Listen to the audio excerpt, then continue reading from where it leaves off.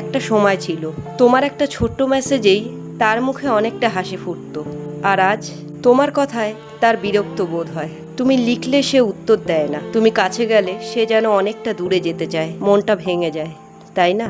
তুমি নিজেকে বারবার প্রশ্ন করো, আমি কি অপ্রিয় হয়ে গেছি? আমি কি এতটাই মূল্যহীন যে কেউ আমার অস্তিত্বকেই উপেক্ষা করে? তুমি হয়তো নিজের দোষ খুঁজছো, কিন্তু না, সব কিছুর জন্য তুমি দায়ী না। জীবনে এমন মানুষ আসবেই যারা শুধু তোমার সাথে টাইম পাস করতে চাইবে, কিন্তু বিপদে তোমার পাশে থাকবে না। তাই যখন তোমাকে কেউ অবহেলা করে, তোমার কি করা উচিত? প্রথমে নিজেকে সময় দাও, কাঁদো, যদি কাঁদতে ইচ্ছে করে মন খুলে কাঁদো, নিজের অনুভূতিকে লুকিও না।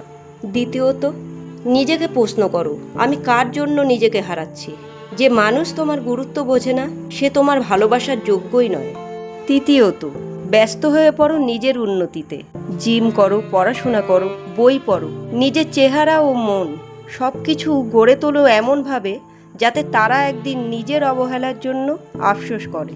মনে রেখো, তুমি কারোর জন্য থেমে যাওয়ার মানুষ না। হয়তো এখন খারাপ সময় চলছে, কিন্তু এই খারাপ সময়ের পরে ভালো সময় আসবেই, আর এই খারাপ সময়কে তুমি কাটিয়ে উঠতে পারবে। আমি জানি তুমি পারবে, তোমার মধ্যে সেই সাহস আছে। মনে রাখবে, তুমি কিন্তু নিজের গল্পের মুখ্য চরিত্র। যারা তোমাকে অবহেলা করেছে তাদের ধন্যবাদ দাও, কারণ তাদের দূরত্বই তোমাকে শিখিয়েছে কিভাবে নিজেকে ভালোবাসতে হয়। শেষ কথা একটাই, যে তোমার গুরুত্ব বোঝে না তার কাছে নিজেকে প্রমাণ করার কিছু নেই। তুমি দামি, তুমি শক্তিশালী, তুমি যথেষ্ট। এই ভিডিওটা যদি তোমার মন ছুঁয়ে যায়, তবে আজ থেকে আর কাউকে তোমার গুরুত্ব বোঝাতে যেও না। নিজেকে ভালোবাসো, নিজের যত্ন নাও, কারণ দিন শেষে তুমি ছাড়া আর কেউ তোমার পাশে থাকবে না। তাই নিজেকে সময় দাও, নিজেকে ভালোবাসো।